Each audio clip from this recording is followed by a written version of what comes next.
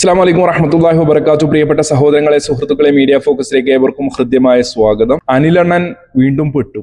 ഒരു വിളക്ക് കൊളുത്തിയത് അത് വിശ്വാസാചാരങ്ങളുടെ പവിത്രമായ അത് ഫാത്തിമ തഹ്ലിയ MLA ഒരു പൊതുപരിപാടിയിൽ നിലവിളക്ക് കത്തിച്ചതുമായി ബന്ധപ്പെട്ട് നടന്ന വിവാദങ്ങൾ ഒരു വിശ്വാസിയെ സംബന്ധിച്ചിടത്തോളം അനിസ്ലാമിക ആചാരങ്ങളിൽ പങ്കാളികളാകാൻ വേണ്ടി പാടില്ല എന്നുള്ള കൃത്യമായ നിർദ്ദേശം ബഹുമാന്യ പണ്ഡിതൻ ഹുസൈൻ സലഫി ഹഫദുള്ള ഷാർജയിൽ നടന്ന ഈദ്ഗാഹിന് ശേഷം വാർത്താ മാധ്യമങ്ങൾക്ക് മുമ്പിൽ ഈദ് സന്ദേശം നൽകവേ പരാമർശിച്ചപ്പോൾ അതിൽ കലിബൂണ്ട് അനിൽ മുഹമ്മദ് എന്ന അർദ്ധയുക്തിവാദി വിളിച്ചുകൂവിയ വിവരക്കേടുകൾ നമ്മൾ കേട്ടതാണ്. അദ്ദേഹത്തിന്റെ വിവരം കെട്ട വർത്തമാനം കേട്ടപ്പോൾ ഇസ്ലാമിക പ്രമാണങ്ങൾ ഉദ്ധരിച്ചുകൊണ്ട് വീണ്ടും സിറാജുൽ ഇസ്ലാം ബാലുശ്ശേരി ഉസ്താദ് അനിൽ മുഹമ്മദിന്റെ അബദ്ധജടിലമായ വാദങ്ങൾ തിരുത്തണമെന്ന് കൃത്യമായി പറഞ്ഞുകൊണ്ട് സംസാരിച്ചപ്പോൾ അതൊന്ന് കേൾക്കാൻ പോലും തയ്യാറാകാതെ അതിന്റെ തമ്മനയിൽ നോക്കിക്കൊണ്ട് മതപണ്ഡിതന്മാരെ കൊഞ്ഞനം കുത്തി സമാധാനം കണ്ടെത്തുകയായിരുന്നു അനിൽ മുഹമ്മദ്. അപ്പോഴാണ് അനിൽ മുഹമ്മദിന്റെ കാഞ്ഞ ബുദ്ധി കൊണ്ട് സ്ഥാപിച്ചെടുക്കാൻ ശ്രമിച്ച വിചിത്രവാദത്തിന്റെ മുകളിലേക്ക് വീണ്ടും ഒരു ഫത്വ വന്നത് സമസ്തയുടേത്. അതേ, ഫാത്തിമ തഹ്ലിയ നിലവിളക്ക് കത്തിച്ചതിനെതിരെ സമസ്തയും രംഗത്ത് വന്നു. അതോടെ അനിലണ്ണന്റെ മൂട്ടിന് തീ പിടിച്ചതുപോലെ വീണ്ടും വന്ന് വിവരക്കേടുകൾ എഴുന്നള്ളിക്കാൻ തുടങ്ങി. അനിസ്ലാമികമായ ആചാരങ്ങൾ വർജിക്കണം. നിലവിളക്ക് കൊളുത്തിയ സംഭവത്തിൽ തഹ്ലിയയെ തിരുത്തി സമസ്ത. ഒരു പൊതുസമൂഹത്തിൽ ഒരു പൊതുപരിപാടിയിൽ ഈ പറഞ്ഞതുപോലെ ഒരു വിളക്ക് കൊളുത്തിയത് അത് വിശ്വാസാചാരങ്ങളുടെ പവിത്രമായ അത് അത് ഇങ്ങനെ തലനാഴിര കീറി പരിശോധിച്ച് അത് ഉടനെ സമൂഹത്തിൽ തിരുത്തി അതിൻ്റെ ഒരു സ്പർദ്ധയ്ക്കുള്ള ഒരു സംഗതി ഇട്ടുകൊടുത്തേക്കുക.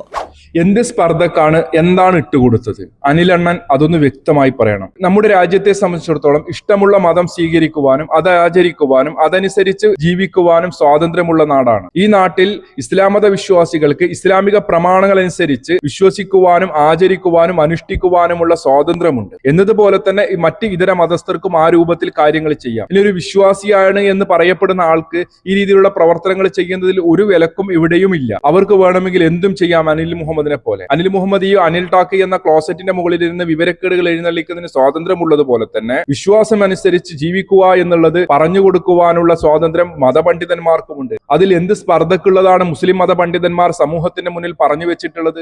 അനിൽ മുഹമ്മദ് എന്ന് പറയുന്ന അർദ്ധയുക്തിവാദി അതൊന്ന് വ്യക്തമായി പറഞ്ഞു തരണം. ഇപ്പൊ ഇത് പിടിച്ചിനി BJP-കാര് കയറിക്കോണം. അതിന് സമസ്തയുടെ പങ്ക് സമസ്ത നിർവഹിക്കുക. ഒരു കോമൺ സ്റ്റേറ്റ്മെന്റ് അടിച്ച് പത്രത്തിൽ വിട്ടുകൊടുക്കുക. അപ്പൊ എന്താ വേണം ഒന്ന് ആലോചിച്ച് നോക്കൂ. BJP-കാർ കേറിക്കൊള്ളും എന്ന് വിചാരിച്ച് മതകാര്യങ്ങൾ മതപണ്ഡിതന്മാർ പറയരുത് എന്നാണോ അനിലണ്ണ താങ്കൾ പറഞ്ഞു വെക്കുന്നത്? ഒരു വിശ്വാസി എങ്ങനെയായിരിക്കണം അവന്റെ വിശ്വാസവുമായി മുമ്പോട്ട് പോകേണ്ടത് എന്ന് കൃത്യമായി പ്രമാണങ്ങൾ പഠിപ്പിച്ചതാണ്. അതുമായി ബന്ധപ്പെട്ട് കൃത്യമായ സിറാജുൽ ഇസ്ലാം ബാലുശ്ശേരി ഉസ്താദ് സംസാരിച്ചപ്പോൾ അതൊന്ന് കേൾക്കാനുള്ള മനസ്സ് പോലും കാണിക്കാതെ തന്റെ യുക്തിയിൽ നിന്ന് തോന്നുന്ന കാര്യങ്ങളൊക്കെ അതിന്റെ തമ്പനയിൽ മാത്രം നോക്കിക്കൊണ്ട് സോഷ്യൽ മീഡിയയിൽ വിസർജിച്ചു വെക്കുകയാണ് താങ്കൾ ചെയ്തിട്ടുള്ളത്. മതം അനുസരിച്ച് ജീവിക്കുന്ന വിശ്വാസികളെ പൊതുസമൂഹത്തിന്റെ മുന്നിൽ കൊഞ്ഞനം കുത്താനുള്ള അവസരം ഉണ്ടാക്കി വെച്ചത് താങ്കളാണ്, അതല്ലാതെ മതപണ്ഡിതന്മാരല്ല. ഈ സമൂഹത്തിൽ ഇപ്പൊ ഈ ഇലക്ഷന് കണ്ട ഐക്യം ഉണ്ടല്ലോ. അതായത് മുസ്ലിം സ്ഥാനാർത്ഥിക്ക് ഹിന്ദുവും ക്രിസ്ത്യാനിയും വോട്ട് ചെയ്യുന്നു, ഹിന്ദു സ്ഥാനാർത്ഥിക്ക് മുസ്ലിമും ക്രിസ്ത്യാനിയും വോട്ട് ചെയ്യുന്നു, ക്രിസ്ത്യൻ സ്ഥാനാർത്ഥിക്ക് ഹിന്ദുവും മുസ്ലിമും വോട്ട് ചെയ്യുന്നു. അനിൽ മുഹമ്മദ്, താങ്കൾക്ക് നേർക്കുനേരെ മതപണ്ഡിതന്മാർ പറഞ്ഞ ആശയത്തെ ഗണ്ണിക്കാൻ കഴിയുന്നില്ല എന്ന് കണ്ട് താങ്കൾ ഈ വളഞ്ഞു മൂക്ക് പിടിക്കുന്നത് ശരിയല്ല. ഇവിടെ ഇലക്ഷന് മത്സരിക്കുന്ന സമയത്ത് മുസ്ലിം മതവിശ്വാസികളായ ജനപ്രതിനിധികളോ അതല്ലെങ്കിൽ മറ്റ് മതസ്ഥരായ ആളുകളോ അവരുടെ വിശ്വാസങ്ങളൊക്കെ പണയം വെച്ചുകൊണ്ട് അങ്ങോട്ടും ഇങ്ങോട്ടും കൊണ്ടും കൊടുത്തും ജീവിക്കാമെന്നുള്ള കരാർ വെച്ചുകൊണ്ടല്ല ഇവിടെ ഇലക്ഷന് മത്സരിച്ചിട്ടുള്ളത്. ഇതെല്ലാം നടന്നത് മുഴുവൻ തകിടം മറിക്കണം. ഇത് കലക്കണം. ഇവിടെ ഒരു വിശ്വാസി എങ്ങനെ ആയിരിക്കണമെന്ന് മതം പഠിപ്പിച്ചു തന്നിട്ടുണ്ട്. അതനുസരിച്ചാണ് വിശ്വാസി ജീവിക്കേണ്ടത്. അവരെ സംബന്ധിച്ചിടത്തോളം അനിസ്ലാമികപരമായ ആചാരങ്ങളിലോ അനുഷ്ഠാനങ്ങളിലോ പങ്കെടുക്കാൻ വേണ്ടി പാടില്ല എന്നുള്ളത് കൃത്യമാണ്, വ്യക്തമാണ്. ഇപ്പോൾ ഹൈന്ദവ സഹോദരങ്ങൾ ശബരിമലയിലേക്ക് പോകുമ്പോൾ അവർ മണ്ഡല നേർച്ചകൾ ആചരിക്കുന്ന സമയത്ത് അവർക്ക് അവരുടെ വിശ്വാസവുമായി ബന്ധപ്പെട്ട് ചില ചിട്ടകളും കാര്യങ്ങളും ഒക്കെയുണ്ട്. അങ്ങനെ ശബരിമലയിലേക്ക് പോകാൻ മാലയിട്ട് വ്രതമനുഷ്ഠിച്ചു നിൽക്കുന്ന ഒരു വിശ്വാസിയെ അവരുടെ വ്രതത്തിന് വിരുദ്ധമായിട്ടുള്ള പ്രവർത്തനങ്ങളിലേക്ക് ക്ഷണിച്ചാൽ അവരൊരിക്കലും അതിന് തയ്യാറാകില്ല. കാരണം അത് അവരുടെ വിശ്വാസത്തിന്റെ ഭാഗമാണ്. അവിടെ സൗഹാർദ്ദം എന്നൊന്നും പറഞ്ഞുകൊണ്ട് മതവിശ്വാസത്തെ അവർ മാറ്റിവെക്കില്ല എന്നുള്ളത് വ്യക്തമാണ്. അത് എല്ലാവരും വകവെച്ചു കൊടുക്കുന്ന, അംഗീകരിച്ചു കൊടുക്കുന്ന ഒരു കാര്യവുമാണ്. അവിടെ അങ്ങനെയല്ല, അവിടെ ഇങ്ങനെയല്ല എന്നുള്ള ന്യായങ്ങളൊന്നും പറഞ്ഞിട്ട് ആരും മുമ്പോട്ട് വരികയുമില്ല. എന്നാൽ ആ മാലയിട്ട് നിൽക്കുന്ന ഹൈന്ദവ വിശ്വാസി ഇതര മതസ്ഥരുമായി സൗഹാർദ്ദത്തിൽ കഴിയുന്നില്ലേ? അവൻ അവന്റെ വിശ്വാസം അനുസരിച്ച് ജീവിക്കുമ്പോൾ തന്നെ മറ്റ് മതസ്ഥരോട് സൗഹാർദ്ദത്തിലും സ്നേഹത്തിലും ഐക്യത്തിലും ഒക്കെ കഴിയുന്നുണ്ട് എന്നതുപോലെ തന്നെയാണ് ഇസ്ലാം മത വിശ്വാസികളും അവരുടെ വിശ്വാസം അനുസരിച്ച് ജീവിക്കുമ്പോൾ തന്നെ മറ്റ് മതവിശ്വാസികളോട് സ്നേഹത്തോടെയും ബഹുമാനത്തോടെയും ആദരവോടും ഒക്കെ തന്നെയാണ് കഴിയുന്നത്. എന്നാൽ വിശ്വാസകർമ്മ കാര്യങ്ങളിൽ എല്ലാം കൊണ്ടും കൊടുത്തും അങ്ങോട്ടും ഇങ്ങോട്ടും കൊക്ടെയിൽ രൂപത്തിലാണ് കഴിയേണ്ടത് എന്നൊക്കെ താങ്കൾ സമൂഹത്തിന്റെ മുന്നിൽ പറഞ്ഞു വെക്കുമ്പോൾ ബഹുദൈവാരാധന നടത്തുന്ന വിശ്വാസികൾ അവരുടെ വിശ്വാസത്തിന്റെ ഭാഗമായി ചെയ്യുന്ന കാര്യങ്ങളൊക്കെ ഏകദൈവാരാധനയിൽ വിശ്വസിക്കുന്ന വിശ്വാസികളും കൂടിച്ചേരണം എന്നൊക്കെയുള്ള മെസ്സേജുകൾ സമൂഹത്തിന്റെ മുന്നിൽ പറയുകയും മതം പഠിച്ച മതപണ്ഡിതന്മാർ സംസാരിക്കുമ്പോൾ അതൊക്കെ വർഗീയ കോമരങ്ങൾക്ക് ആയുധം കൊടുക്കലാണ് എന്നുള്ള താങ്കളുടെ പ്രസ്താവന അത് താങ്കൾ തിരുത്തേണ്ടത് തന്നെയാണ്. ഈ കലുഷിതമായ കാലഘട്ടത്തിൽ സമൂഹത്തിൽ സ്പർദ്ധയുണ്ടാക്കുവാനുള്ള ബോധപൂർവമായ നീക്കമാണ് താങ്കളിൽ നിന്നുണ്ടായിട്ടുള്ളത്. ഇവർക്ക് ഈ നിലപാട് പലിശയ്ക്ക് കൊടുക്കുന്നവനോടുണ്ടോ? കള്ളു കുടിക്കുന്നവനോടുണ്ടോ? ചാരായം വിൽക്കുന്നവനോടുണ്ടോ? മയക്കുമരുന്ന് വിൽക്കുന്നവനോടുണ്ടോ? ഗൾഫിൽ നിന്ന് കള്ളസ്വർണം കടത്തിക്കൊണ്ടുവരുന്നവനോടുണ്ടോ? ഹറാമായ കച്ചവടം നടത്തുന്നവനോടുണ്ടോ? ഇല്ല. എന്തുകൊണ്ടില്ല? അവരുടെ നിന്നൊക്കെ ഞങ്ങൾ വാങ്ങിച്ച് മുണുങ്ങുന്നുണ്ട്. അനിലണ്ണ, താങ്കൾ ഒരു കാര്യം മനസ്സിലാക്കണം. ഈ രീതിയിലുള്ള സംസാരങ്ങളൊക്കെ പൊതുസമൂഹത്തിന്റെ മുന്നിൽ വന്ന് വിളിച്ചു കൂവുമ്പോൾ സമൂഹം മതപണ്ഡിതന്മാരെ കുറിച്ച് വിലയിരുത്തുന്നത് ഏതു കോലത്തിലായിരിക്കും? താങ്കൾക്ക് ഇഷ്ടമില്ലാത്ത കാര്യങ്ങൾ മതപണ്ഡിതന്മാർ പറഞ്ഞു എന്നതുകൊണ്ട് താങ്കളുടെ അഹങ്കാരവും ധിക്കാരവും നിറഞ്ഞ ഈ സംസാരം അത് സമൂഹത്തിനിടയിൽ വലിയ രീതിയിലുള്ള ഫിത്നയാണ് ഉണ്ടാക്കി വെക്കുക. മുസ്ലിം മത പണ്ഡിതന്മാരൊക്കെ ഇങ്ങനെ തോന്നിവാസം ചെയ്യുന്ന ആളുകളിൽ നിന്നൊക്കെ പണം വാങ്ങി ജീവിക്കുന്നവരാണ് എന്നുള്ള മെസ്സേജ് എന്തർത്ഥത്തിലാണ് താങ്കൾ നൽകുന്നത്? താങ്കൾക്ക് എന്ത് തെളിവാണ് അതിനുള്ളത്? ഏതെങ്കിലും വ്യക്തികൾ എന്തെങ്കിലും ചെയ്തിട്ടുണ്ടെങ്കിൽ മൊത്തം മതപണ്ഡിതന്മാർക്ക് നേരെയും താങ്കൾ ഈ രീതിയിൽ വിരൽ ചൂണ്ടിയത് എന്തർത്ഥത്തിലാണ്? തന്റെ യുക്തിയിൽ തോന്നിയ മതവിരുദ്ധമായ കാര്യങ്ങൾക്കെതിരെ മതപണ്ഡിതന്മാരെങ്ങാനും സംസാരിച്ചു കഴിഞ്ഞാൽ അവർക്കെതിരെ എന്ത് തോന്നിവാസവും വിളിച്ചു കൂവി പൊതുസമൂഹത്തിന്റെ മുന്നിൽ മതപണ്ഡിതന്മാരെ പരിഹാസ്യ കഥാപാത്രങ്ങളാക്കി മാറ്റി അവരുടെ വായടപ്പിക്കാമെന്നാണ് താങ്കൾ വിചാരിക്കുന്നത് എങ്കിൽ തന്റെ പൂതിയൊക്കെ എട്ടായി മടക്കി തന്റെ പോക്കറ്റിൽ തന്നെ വെക്കുന്നതാണ് നല്ലത് എന്നാണ് അനിൽ മുഹമ്മദിനോട് നമുക്ക് പറയാനുള്ളത്. മതവിശ്വാസികൾ മതപണ്ഡിതന്മാർ മതപ്രമാണങ്ങൾ ഉദ്ധരിച്ചുകൊണ്ട് കാര്യങ്ങൾ പറഞ്ഞു കൊടുക്കുമ്പോൾ അതിനെതിരെ ഈ രീതിയിലാണോ താങ്കൾ നേരിടേണ്ടത്? താങ്കൾക്ക് പറയപ്പെട്ട വിഷയത്തിൽ എതിരഭിപ്രായമുണ്ടെങ്കിൽ മതപ്രമാണങ്ങൾ ഉദ്ധരിച്ച് താങ്കൾ സംസാരിച്ചോളൂ. അതല്ലാതെ ഈ രീതിയിൽ നെറികെട്ട ആരോപണം ഉന്നയിക്കുകയാണോ വേണ്ടത്? ഇവിടെ ഏത് മത പണ്ഡിതന്മാരാണ് താങ്കൾ എണ്ണി എണ്ണി പറഞ്ഞ കാര്യങ്ങളുമായി ബന്ധപ്പെട്ട് നടക്കുന്ന ആളുകളിൽ നിന്ന് പണം വാങ്ങി തിന്നവർ? അത് താങ്കളൊന്ന് വ്യക്തമായി പറയണം. മൊത്തം ഇസ്ലാം മത പണ്ഡിതന്മാരെയും അടിച്ചാക്ഷേപിക്കുന്ന രീതിയിലാണ് താങ്കൾ പലപ്പോഴും സംസാരിച്ചു വെച്ചിട്ടുള്ളത്. താങ്കളുടെ പല സംസാരത്തിലും നേർക്ക് നേരെ അവർ വെച്ച് പുലർത്തുന്ന ആശയത്തെ ഗണ്ണിക്കുന്നതിന് പകരം അധിക്ഷേപിക്കുകയും പരിഹസിക്കുകയും പൊതുസമൂഹത്തിന്റെ മുന്നിൽ ഇവരൊക്കെ കാടന്മാരാണ് എന്ന് തോന്നിപ്പിക്കുന്ന രീതിയിൽ,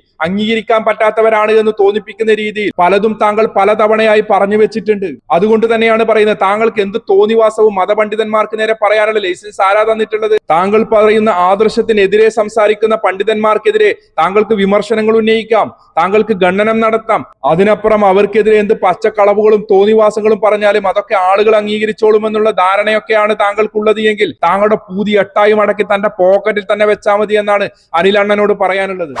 അവരെ പലരുമായിട്ട് ഞങ്ങളുടെ കുടുംബങ്ങളിൽ ബന്ധമുണ്ട്. ഞങ്ങളുടെ മക്കളെയും ചെറുമക്കളെയും പലയിടത്തും കെട്ടിച്ചു വിട്ടിട്ടുണ്ട്. ഈ നേരത്തെ പറഞ്ഞ തൊഴിലുകൾ ഏർപ്പെടുന്നവരോ ചെലവിൽ ഞങ്ങൾ വീട് വെച്ചിട്ടുണ്ട്. ഞങ്ങൾക്ക് പലപ്പോഴും അതിന് കാറുണ്ട്, സംവിധാനമുണ്ട്.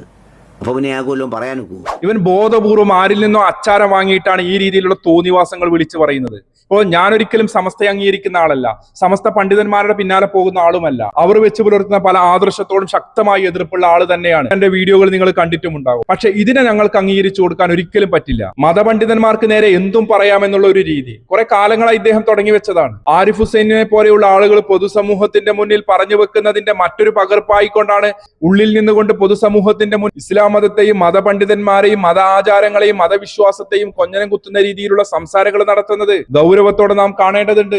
തുടർന്ന് അദ്ദേഹത്തിന്റെ സംസാരം കേൾക്കുമ്പോൾ അത് കൃത്യമായി നിങ്ങൾക്ക് ബോധ്യപ്പെടും.